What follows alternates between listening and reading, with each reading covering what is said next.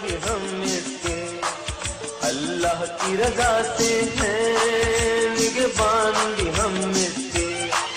रंग इसको दिए हमने, रंग इसको दिए हमने, इसे हमने निखारा है, इसे हमने निखारा है।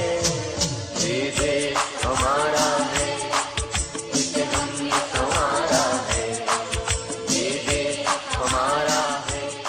बिस्मिल्लाहिर्रहमानिर्रहीम। इय्याका नअबुदु व इय्याका नस्तईन। अल्लाह तेरी इबादत करते हैं और अल्लाह तेरे से मदद मांगते हैं, और किसी इंसान या किसी मुल्क के सामने हम सजदा नहीं करते। हम आजाद कौम हैं, हमारा कलमा हमें आजादी देता है, ला इलाहा इल्लल्लाह। मेरे अटक के नौजवानों और बुजुर्गों, और मैं आज खास तौर पे खराज तहसीन पेश करना चाहता हूं अपनी बहनों को, जो भरपूर तरीके से उन्होंने शिरकत की।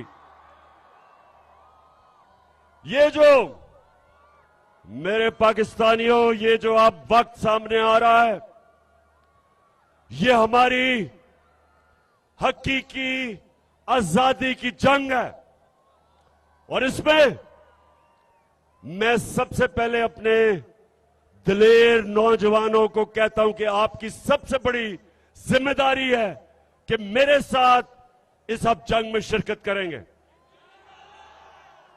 और उसके बाद मैं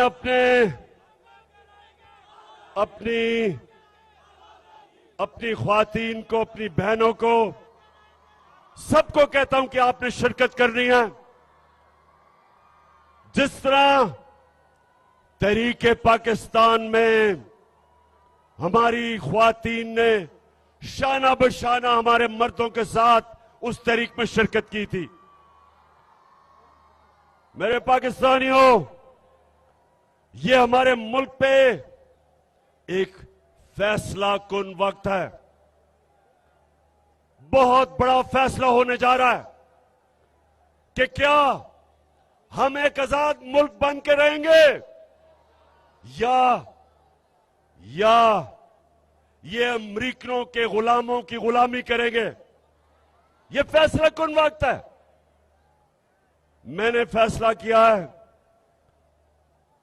कि ये पॉलिटिक्स नहीं, ये जहाद है। मैंने ये फैसला किया कि मैं किसी सूरत, जब तक अल्लाह ने मुझे जिंदा रखा, मैं कभी इन चोरों को, डाकुओं को, गुलामों को कभी कबूल नहीं करूंगा। अल्लाहू अल्लाहू अल्लाहू अल्लाहू अल्लाहू अल्लाहू। ये ज़मीं जब न थी, ये जहां जब न था। मेरे पाकिस्तानियों, मेरे अटक के गयूर शहरियों, और खास तौर पे मेरे दिलेर नौजवानों, अब सब तैयारी करो। और मैं सबसे पहले आपको यह बताना चाहता हूं कि क्यों हमने अपनी आजादी की जंग लड़नी है। देखें, दो तरह की गुलामी होती है। नौजवानों, अब मेरी गौर से बात सुनना है, और खास तौर पर बहनों, क्योंकि आपने अपने बच्चों को इस चीज ये बात बतानी है।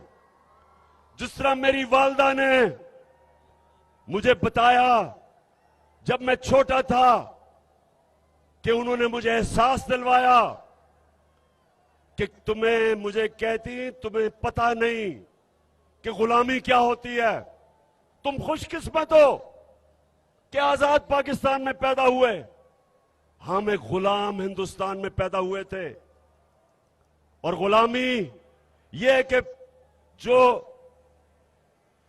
पाकिस्तान और हिंदुस्तान था, यहां के लोग ऊपर नहीं जा सकते थे, क्योंकि ऊपर अंग्रेज बैठा था। हमें अंग्रेजों की जंगें लड़नी पड़ी।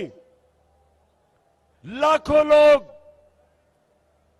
हिंदुस्तान से पहली जंग अजीम में कुर्बान हुए अंग्रेजों की जंगों में, और फिर दूसरी जंग अजीम में यहां से लाखों लोग जाके अंग्रेज की जंग में मरे, और अरबों अरबों डॉलर हिंदुस्तान के लोगों का पैसे से अंग्रेज ने अपनी जंगों में इस्तेमाल किया। यह है जबकि एक कब्जा करके आपके ऊपर लोग गुलाम करते हैं। लेकिन दूसरी गुलामी कि जब हमें हुक्म मिला एक अमेरिका से हुक्म आया जनरल मुशर्रफ को कि तुम अगर हमारी जंग में शामिल नहीं होगे तो हम तुम्हें बम मार के तुम्हारा मुल्क तबाह कर देंगे। अंग्रेजी में उसने कहा we will bomb you into stone age. तो क्या हुआ? बदकिस्मती से उस वक्त जो हमारे मुल्क का सरबराह था उसने अपने लोगों की दिफा नहीं की, घुटने टेक दिए और हमें फतह किए बगैर हमें अमेरिका की जंग में ले गया। हमारे 80,000 लोग उस जंग में कुर्बान हुए। 3 गुना हमारे फौजी अमेरिका से 3 गुना ज्यादा हमारे फौजी अमेरिका की जंग में कुर्बान हुए। 100 अरब डॉलर से ज्यादा पाकिस्तान का पैसा खर्च हुआ उस जंग पे।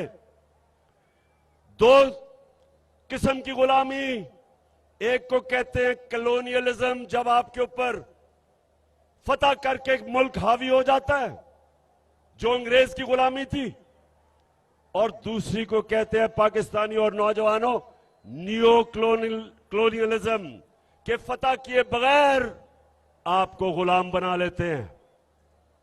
और यह हमारी बदकिस्मती कि हमारे मुल्क ने जब से हम आजाद हुए और जब से हमारा अजीम लीडर कायदे आजम, जो एक गुलाम हिंदुस्तान में एक आजाद इंसान था, जो मेरा लीडर था, जो हमेशा हम उसको लीडर मानेंगे, ईमानदार था, दिलेर था और आजाद था, खुददार था, उसके बाद कभी इस मुल्क ने, कभी भी हमारे मुल्क ने, सिवाय छोटा सा वक्त था कि भुट्टो ने कोशिश की, जुल्फिकार अली भुट्टो ने, कि पाकिस्तान आजाद फॉरेन पॉलिसी बने,